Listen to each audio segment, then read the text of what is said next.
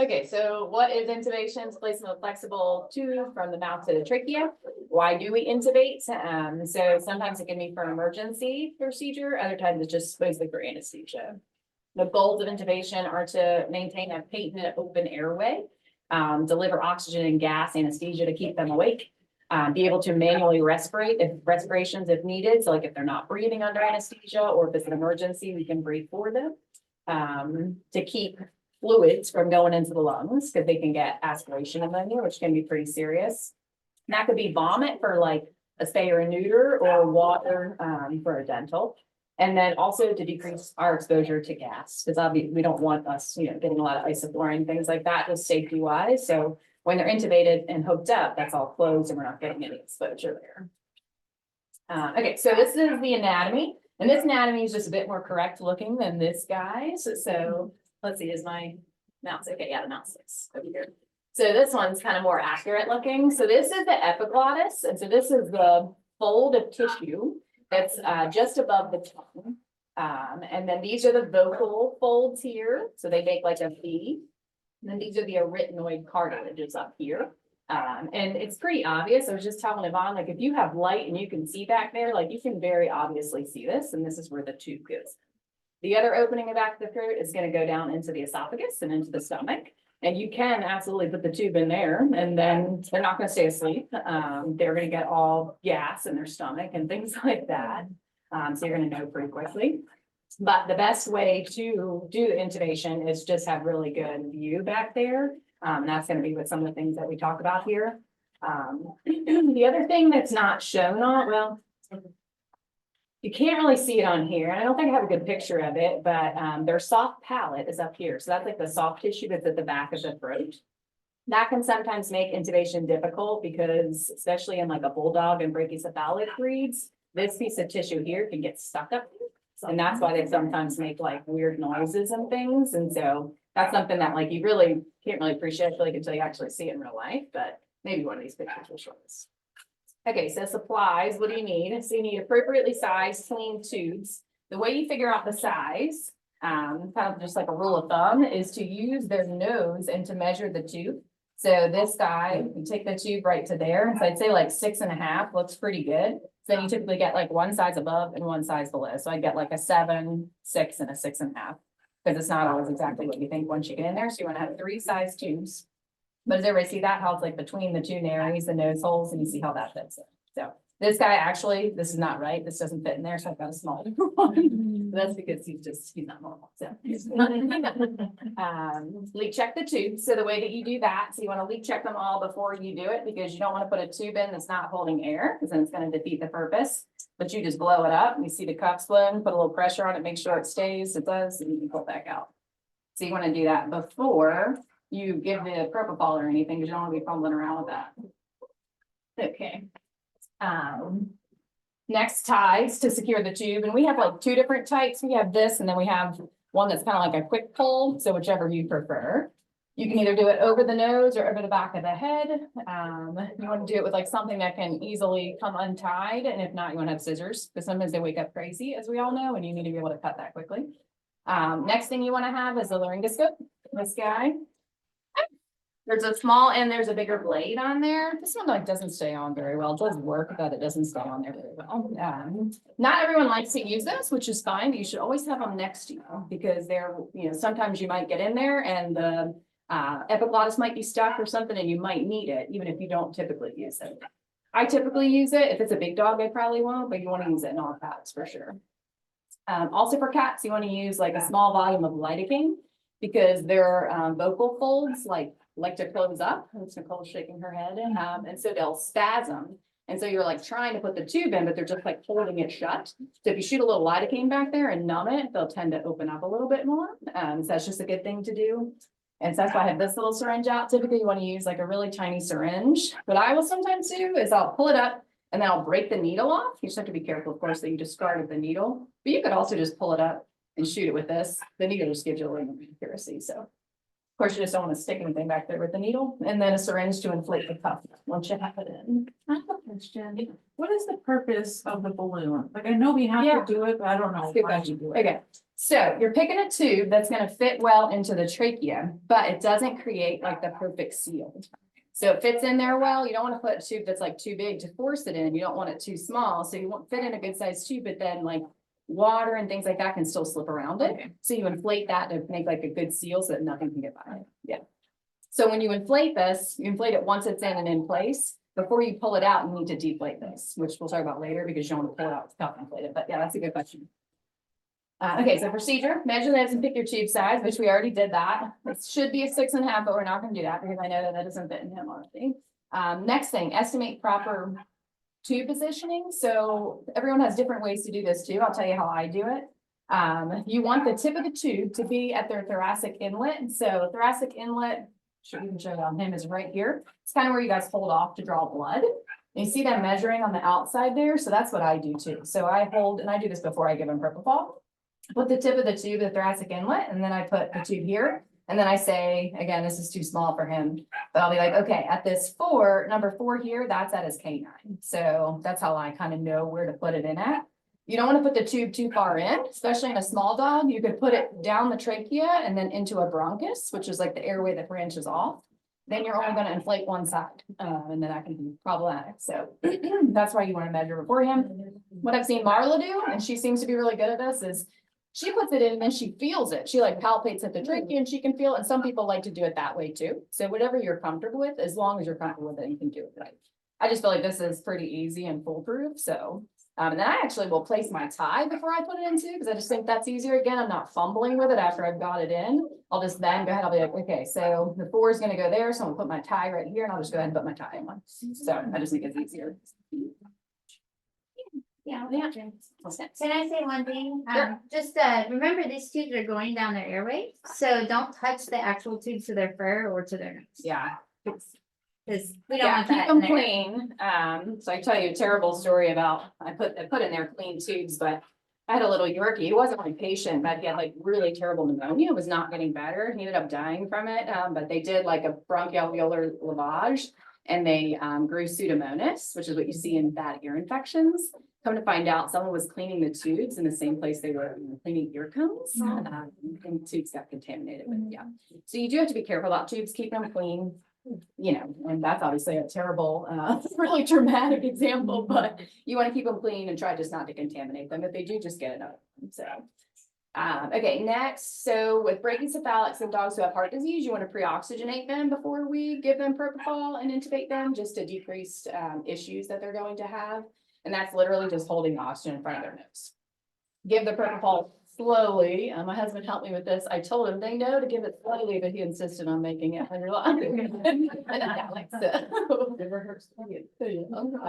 then we talked about maybe giving flow by while giving the propofol, because it's easy to do and we can. I don't think we like typically do that, but it's not a bad idea to do, especially if they're brachycephalic or heart disease. Okay, so next you're gonna have an assistant holding in the correct position.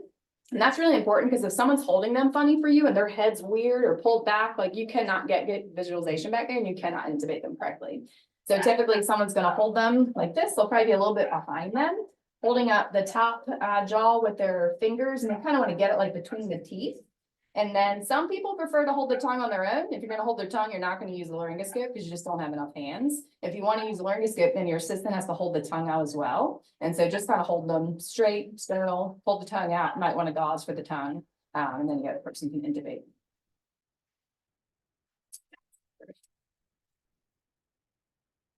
Okay, and then, so to do this, anyone want to be the assistant and hold his mouth? I can. Yeah, maybe someone who knows how to intubate. So he's not exactly straight, but I feel like you guys can probably see. So if you'll hold his votes, because I'm going to show him the laryngoscope. So again, like this guy's anatomy is not exactly right, but wait, I was going to put this tie. Okay, here's another thing to note. You want to make sure that you put the tie where it's not going to clamp off this, because this is what leads to puff up the cuff. And so I should have put this behind it because of how small this tube is on this guy. Put it out here. There we go. Because if you have this in your tie, the air is not going to get to this or here, and it's not going to blow up. So just take that into account. Okay, so your assistant is holding them open just like this, then you're gonna take your laryngoscope. And, so you don't wanna touch the epiglottis. So this triangular piece of tissue, here's the epiglottis. Okay, you guys can come close if you wanna see.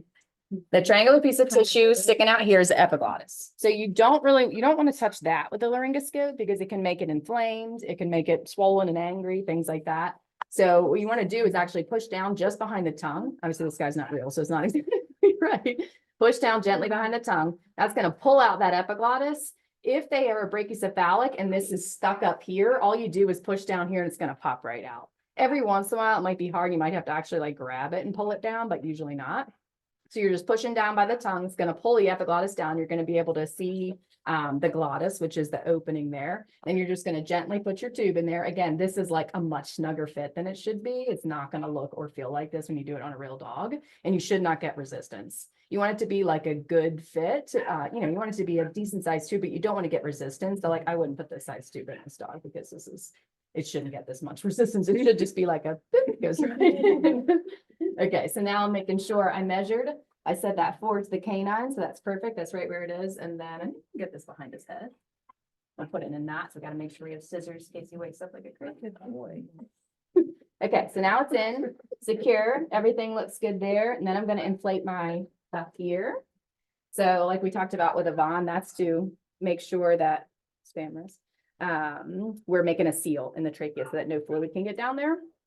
Let me see, I'll put it on the next thing. Yeah, I have a question. Yeah. So if we're gonna inflate that to prevent things from getting down there, Mhm. and if things are getting down there while we're doing a procedure, when we deflate it, are the things still gonna go down there? It's a good question. So maybe a little bit, like, that's why you don't really want to deflate it until you're like, he's waking up. Okay. So you put them afterwards, you kind of let them wake up a little bit and Mhm. recover. Then when you feel like they're getting close, then you deflate the cuff. Okay. Or after they've already swallowed twice. Okay. So depending on kind of how comfortable and how fast you can get the tube out. So. Okay.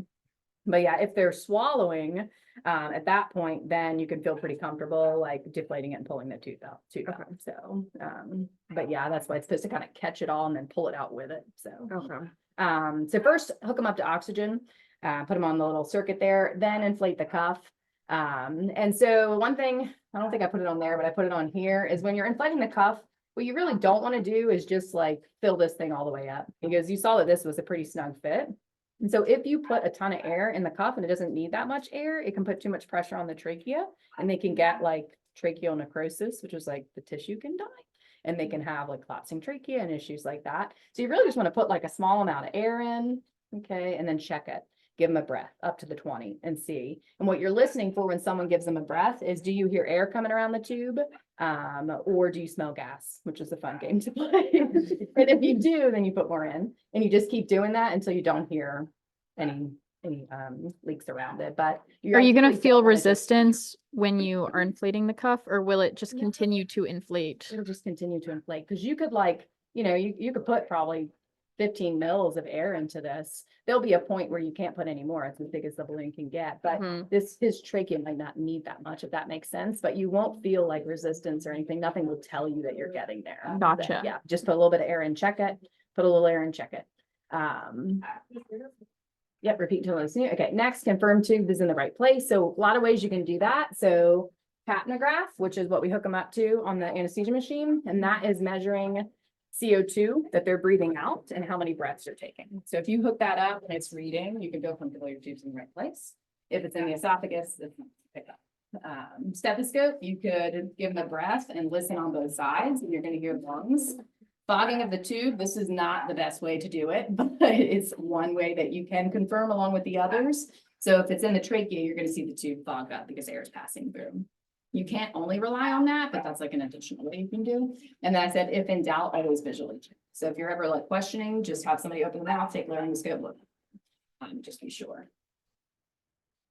Okay, complications, we're gonna run through these quick so everybody can practice. Placing tube in the wrong hole, what will happen? Patient will wake up. Also risk of aspiration, because then obviously we don't have a secured airway. Too big tube size or overflating in cuff. That's what I was talking about, damage to the trachea in dogs. In cats, it can be a little bit more significant, and they can get tracheal tears, which is fairly common in cats. So you really have to be a bit more careful with them. Too small tube size or underinflating, they'll wake up because the gas is just leaking out. or they can aspirate as well. Another thing you want to be careful of is moving around with the tube in place. Again, you can damage the trachea, and so that's why like you should never flip them or move them around when they're connected to the machine. You want to disconnect them, someone kind of have the head in the tube and move them. Then the last one, which we talked about a bit, placing the tube in too far. So we'll go into one side, one bronchi rather than the trachea, and then only delivers oxygen to one side. And then they'll get light, they can breathe fast, they can have low blood pressure, things like that. Extubation, which is what we talked about a little bit, keep the cup inflated until they're starting to become light and wake up. Things to watch for, their jaw tone, so when they're lifting up or just going down, they're gonna be tight. They have a palpebral. Their eye positioning will change, they'll start to swallow. So we like to kind of have like this attached to it, so that like, we'll like move them around with this at the end, so that like as soon as they start to wake up, we can go ahead and deflate it, so that you can be ready. Untie the tube or put it once you're planning to extubate, which ideally should be in their kennel. Sometimes when we try not to do that, we've had issues like jumping off tables and things like that, so kennel is the best place to extubate them. And then, so you untie it, and then you just try to slip it up over his head. Again, this might have more resistance than typical. Yeah, actually, it's let out a little bit of resistance, but there really won't be any resistance when you're pulling the tube out, and you're just gonna pull it out gently once it's. Should their heads be like at a downward angle when you're extubating, or they shouldn't? They have should their be heads like stuck? this, and that kind of goes along to a jazz with that. I don't like stress too much about having them like leaning forward, but it's certainly not a bad idea, especially if we know they had a lot of fluid or if they vomited or something like that. That's definitely a good idea. In a routine one, I think it's fine as long as they're straight, but she's right that you don't want to like this because fluid that is in the back of the throat or that will just go down. So there should be sternal. At least with it. sternal, flat. If you have any concerns or anything, then you want them like down, which sometimes we will do that if they vomited or something. Complications of extubation, extubating with the cuff inflated, you can cause tracheal damage. That has happened a lot before to me. If they just wake up unexpectedly, they've all been fine luckily, but you do have to be careful with it. This did not happen to me, but it happened to a colleague. They woke up too quickly, person wasn't ready. They bit the tube. The tube went down into the trachea, and that dog had to go emergency referral and get it scoped out. So you do have to just be ready, like they can wake up like a crazy dog, which you guys see a lot, you just need to be ready, deflate, untie, and pull it out, so. And extubating too soon, we put Ugga here, my husband. Because they can have apnea, they can just not breathe, so we need to make sure they're awake and breathing, things like that, and then also, again, aspiration. This is the infamous Kirby, who no one ever sees. I do have a cat. One other thing I didn't talk about, that Dr. Beatty had asked me to mention was a stylet in cats. Do we have any? Yeah. Someone grab one. So I don't typically use stylets, but sometimes you might need one in a cat if they're hard to intubate, and it's always good to have that by too. And the reason is because cats again are just kind of hard to intubate. Their larynx can spasm, and so sometimes the tube is just like not rigid enough. And so if you put a stylet in, it just gives you like a little bit more rigidity. You always use stylet, so it's personal preference. Yeah. So. Personal You have to preference. be careful with the stylet though, because Yeah. it's going to damage. Yeah, so that's the biggest thing with the stylet is, so if you're gonna use a stylet, you want to make sure, and this is not long enough luckily, but this also is a bigger tube. You never want the stylet to come out this end when you're intubating a cat, because if it's coming down the other end and you put this into a trachea, you can tear the trachea. That's the biggest thing, is that you wanna make sure it's in there, but it's not coming out the other end. You can place it in with the stylet if that makes it easier for you, and then you just pull the stylet out once you have it in there. And that little thing on the end moves up and down. So you can make it long. Okay, great, and you can make it shorter, so you could just make sure that it's never gonna come out the other end. So that's perfect, yeah. This is probably another good thing just to have by for cats, especially if you struggle with intubating cats, if you're having an issue that you can just pop that in and use it. You guys use stylets? Sometimes. Like if you're struggling, Yeah. Sarah? I do with plants. Yeah. Yeah, so it's just personal preference for that, so. Thank you. Did you Okay. talk about how to fix it? I put a few pictures on Slack, you guys can look at them later, of the inverted and elongated. Yes, we talked about, I told them that's like kind of, we put some pictures of that. That's Good. pictures, yeah. I said, I feel like it's something that you really have to see, but we talked about how to like try to fix it with the laryngoscope, where to Yeah. grab and So if things you like push that. down at the back base of the tongue too with the laryngoscope, it will often just pop it out. So that's another reason that you wanna have that laryngoscope there, because these dogs will Let turn me have that too, though, because very fast. Yeah, so that was one thing I've written down here, like more things to say, but the big thing with intubation is that you want to be prepared. Like by the time you're giving the propofol, you want to already have your 3 tubes out, your laryngoscope, your stylet if you need it. Everything ready to go and your assistant, so that once you give the propofol, like within seconds, you are You do intubated. not want perfect patients. Yeah, The because patients Make do sure not the deserve doctor perfect. knows you're giving the Yeah. propofol. while propofol is a really safe anesthesia drug, it still depresses the respiratory system and it can cause apnea, meaning like they don't breathe at all in some patients. And so if you're fumbling around, you're going to get tubes, you're doing this and that, and you're waiting a minute or two, like they could become totally cyanotic and during that time period. And while, Die. yeah, they could die, especially brachycephalus and things. So you just want to be ready to go. You give the propofol and you're immediately intubating and just want to decrease that time between the propofol and intubating. So everybody want to give it a shot? I'll see if I wrote anything else down on here that I can add. Yeah, but I put a couple pictures, of like elongated ones and also inverted ones. Jabroni, good one to go. Oh, great. Yeah, that'd be good. And then. So grab your tube and you're gonna use that small tube, which is like I That's said, that way too small.